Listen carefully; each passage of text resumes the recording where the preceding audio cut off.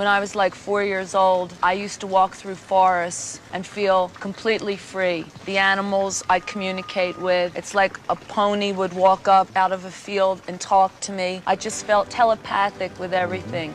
I felt like in tune with the universe. And all my life, I've been trying to get back to that freedom. The misunderstanding is thinking she's a punk mascot when she's really a poet with a microphone. And if you want the cleanest proof of impact, Anne de Meulemeester, whose namesake brand is one of the most impactful in high fashion in the last couple of decades, has based her entire brand identity on Patti. Well, sure, Patti Smith wasn't dolled up. This skinny Jersey girl hit the world stage with wild bedhead hair, in threadbare men's clothes. But how her eyes burned. In her opening salvo on horses, she even dared to snarl, "Jesus died for somebody's sins, but not mine." Biblical imagery with rock and roll ecstasy. People didn't know what to make of her. Some were scandalized by her androgyny and raw poetry. She got called obscene, unfeminine, even blasphemous. Critics sniffed that she was just a foul-mouthed beatnik trying to cheaply shock the world. But here's the twist. That very unruliness became the blueprint for a new kind of culture of raw cool. Patti's persona, part gutter punk, part poet priestess, would ignite a revolution in music and style. A woman artist could be feral, intellectual, and absolutely in control of her own image. She didn't just break the rules of femininity, she blew them to pieces. Patti Smith changed everything. I won't even be the only one to say that her book, Just Kids, has sort of saved my life. If you only have 30 seconds, here's the bottom line of this video. Patti Smith became the face of 70s punk poetry by refusing to be anything but herself. I mean, when I was a young poet, had no money, I became a pickpocket. I learned from Janae. Janae didn't make money being a poet. He made money being a pickpocket, you know? That's what I had to do, you know? It's like you do whatever you must do to keep doing your art, but you never sell your art. You can prostitute your body, but never your art. She ditched the beauty standards, DIY'd her style, and turned her insecurities into art. Her secret, if you can call it that, was a lack of fear. Heaps of courage instead. She herself is a statement of intent, a kind of sexy, scrappy confidence. In short, she didn't follow any existing blueprint. She was the blueprint for every cool, rebellious woman who picked up a guitar or a pen after her. But if you'd like a bit more of an explanation and some sultry stories behind that legend, follow me. We're about to go deep. Welcome. I'm Kira, and this is your beauty blueprint. I've spent an almost embarrassing amount of time researching all things Patti to bring you her very essence. Because Patti Smith isn't just another rock star. But how did a painfully shy art kid transform herself into the swaying, howling godmother of punk?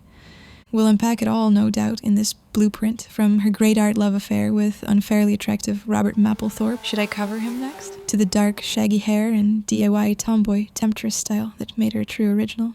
We'll see how Patti blended high art and street punk into something wholly new. And do stick around, because by the end of this video I'll even serve up a quick breakdown of what we can learn, very, very practically speaking, from Patti. Trust me, you won't want to miss it. So, settle in, maybe grab a strong black coffee, Patti's old fuel of choice, or a cheap red wine in a paper cup for that bohemian touch. And let's begin by understanding who Patti Smith actually was, and how she came to be the face of New York's 70s underground. Right, so here's a little backstory. Patti Smith was born in 1946 to a working-class family and grew up in South Jersey. By the way, she is a Capricorn, with Moon in Pisces and Sagittarius rising. Well, by her late teens, she was a lanky, intense girl with big art dreams and more than her share of hardship. In fact, at age 20, she secretly had a baby out of wedlock and gave it up for adoption. That traumatic episode really steeled her resolve to deeply reinvent herself. Her life up until that point wasn't hers just yet. So, in the summer of 1967, Patti took a leap of faith. She bought a one-way ticket to New York City. She arrived with just a few dollars, a thrift store suitcase, and a worn copy of Arthur Rimbaud's Illuminations tucked under her arm.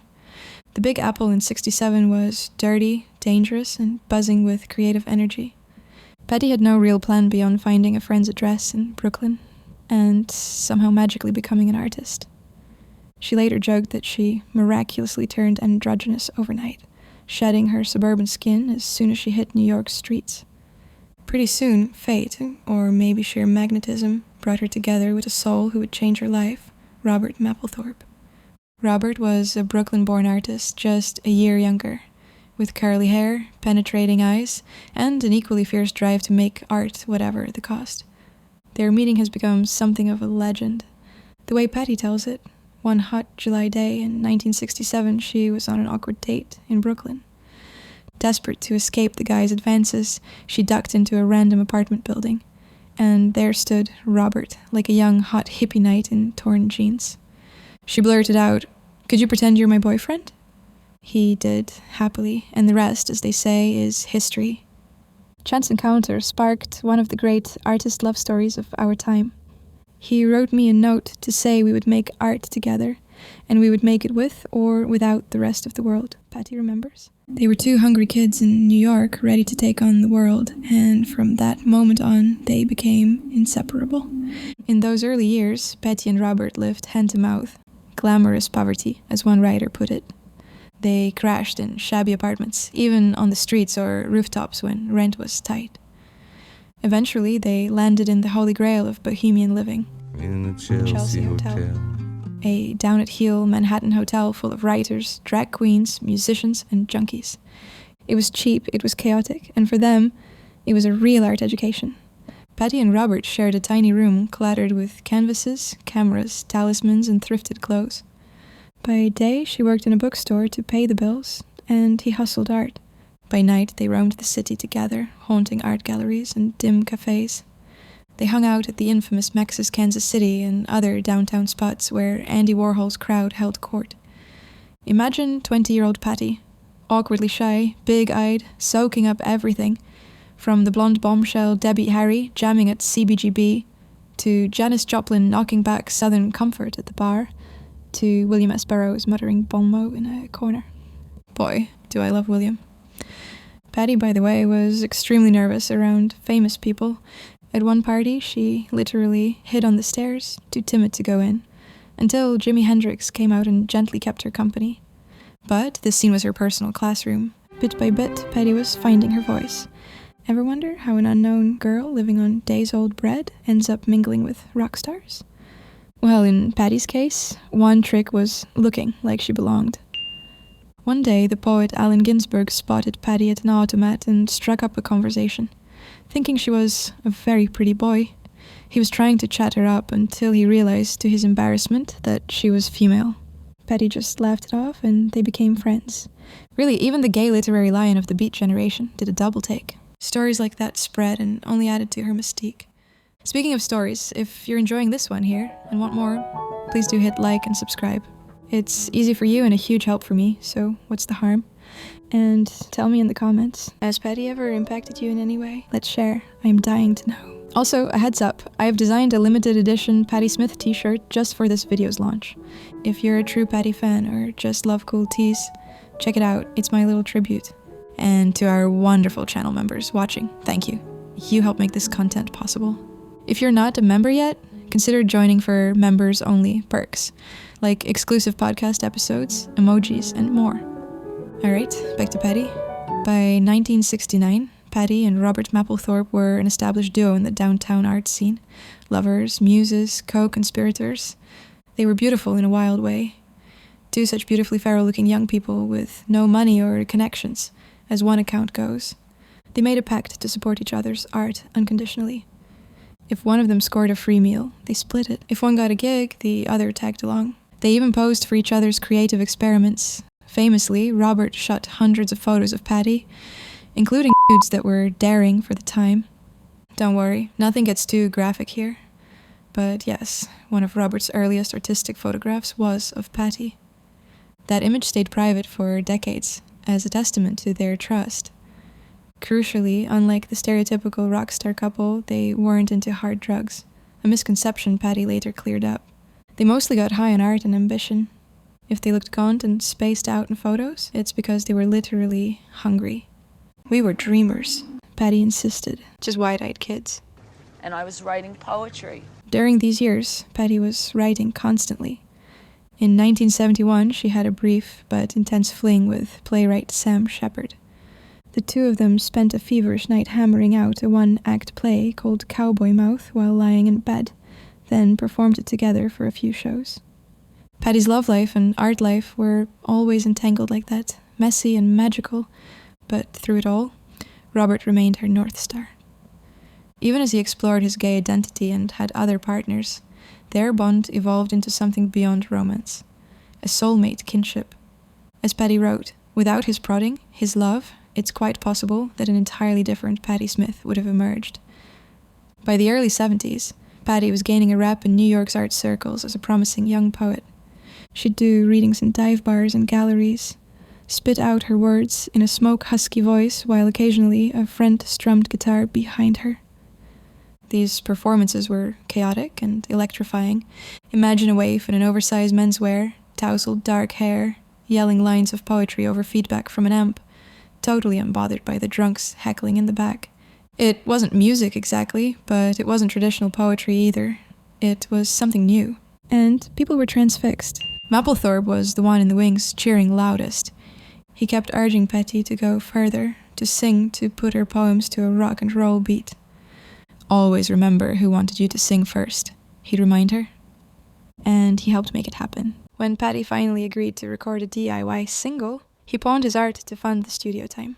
That single was a double-sided 45 with Patti's spoken word piece, Piss Factory, on one side and her cathartic cover of Hey Joe on the other. Pressed in a limited run, sold hand-to-hand at shows, is now considered one of the very first punk rock records. So how did Patti Smith officially become a rock star? Enter the band and the album that changed the game. In 1974, Patti formed the Patti Smith Group with guitarist Lenny Kaye and a couple of other talented downtown musicians. They started gigging at CBGB, the now famous breeding ground for punk. This was before punk even had a name. Alongside Television, the Ramones, and Blondie, Patti was inventing this genre. Record execs noticed her, and in months' time, Arista Records signed her. Patti insisted on total creative control, naturally. And who did she enlist to shoot the cover of her debut album? Of course, Robert Mapplethorpe.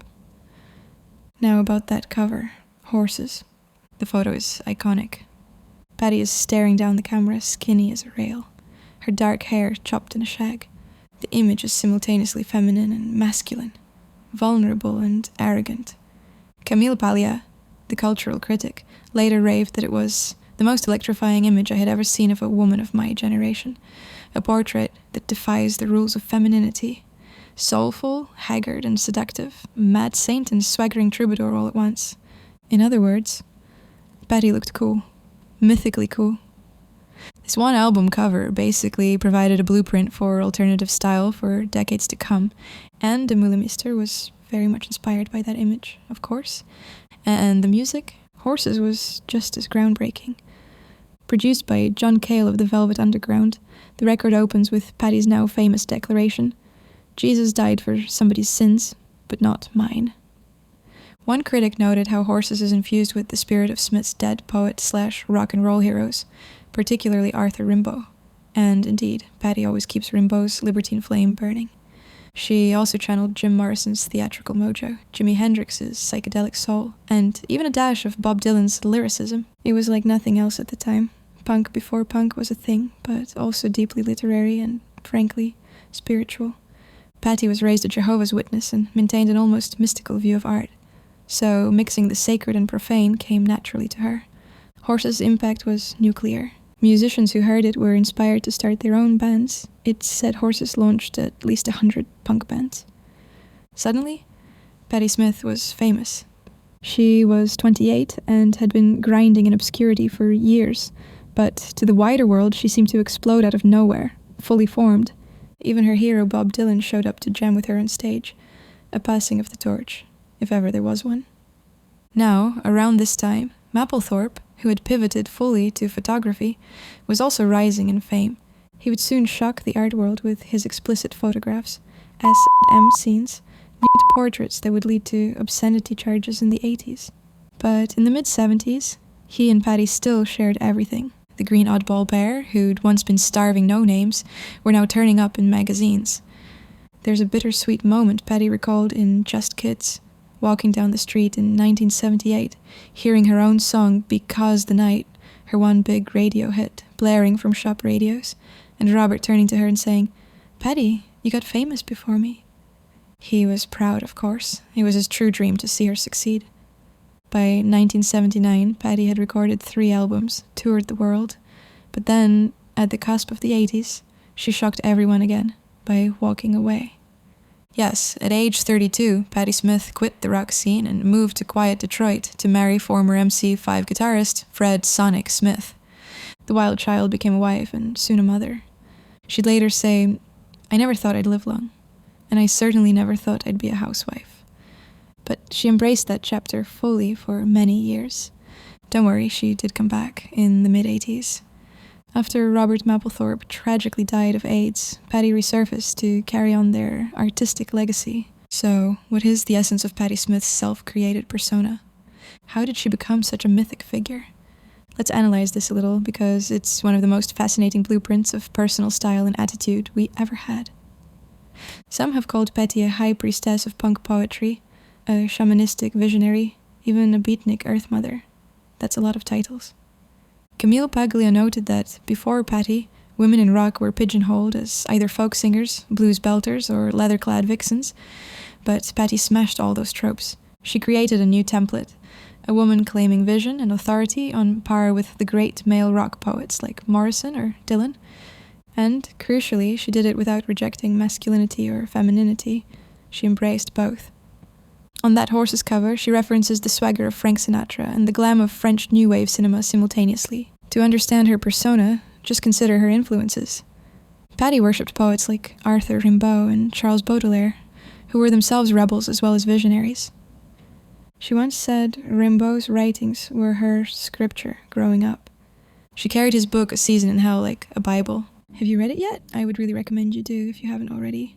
That book gave her a kind of romantic, decadent outlook. She also idolized rock and roll's dangerous luminaries, Jim Morrison of The Doors, for example. As a teenager, Patti saw Morrison perform and felt that she could do that. She harbored that conceit. Morrison's mix of poetry and sexual energy definitely imprinted on her. And then there was the whole pantheon of rock outsiders she drew from, the raw power of the Rolling Stones, the politicized fire of Bob Marley, the wordplay of Dylan, the DIY spirit of Lou Reed, and something of Andy Warhol's world, too, no doubt. She essentially appointed herself the medium through which all these ghosts and gods could speak.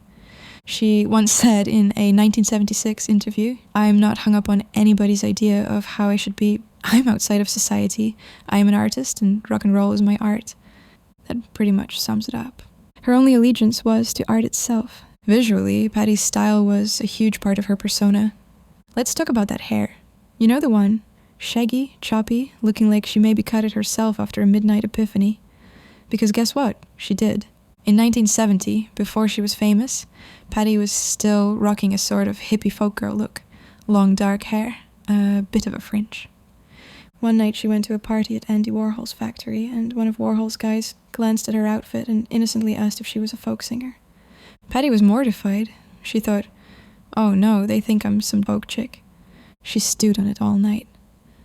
Finally, in the wee hours, she marched back to her apartment, grabbed a stack of Rolling Stone magazines and a pair of scissors, and basically said, "Enough." I cut out all the pictures I could find of Keith Richards, and took up the scissors, macheting my way out of the folk, Patti wrote. She washed it, shook it dry, and voila, reborn. It was liberating. When Robert came home and saw her, he was thrilled. The next time Patti walked into Max's, heads turned. Who's the new boyish chick with the cool hair? Suddenly, people who never gave her the time of day were circling around. Though I was still the same person, my social status suddenly elevated. My Keith Richards haircut was a real discourse magnet, Patti quipped. Incidentally, she also started cutting her own clothes around that time, customized thrifted shirts and blazers to fit her slender frame, gave everything a torn, lived-in look. She basically pre-invented the punk fashion aesthetic before London's punk scene even existed. Now, despite her devil-may-care hairstyle, Patti has always had a sort of understated sensuality. Not in a conventional glam way, you wouldn't catch her in stilettos and lipstick, but in her confidence and movement. On stage, she might spit, sweat, roll her eyes back in ecstasy, then suddenly break into a radiant grin. There was something sultry about how uninhibited she was. She didn't try to be sexy, and that ironically made her incredibly so to many. She had loads of admirers. Robert Mapplethorpe used to bring handsome men around to introduce to Patti. He loved watching people fall a little in love with her, men and women alike, drawn to her charisma. Patti's style was a unique mix of tomboy and poetic flourish.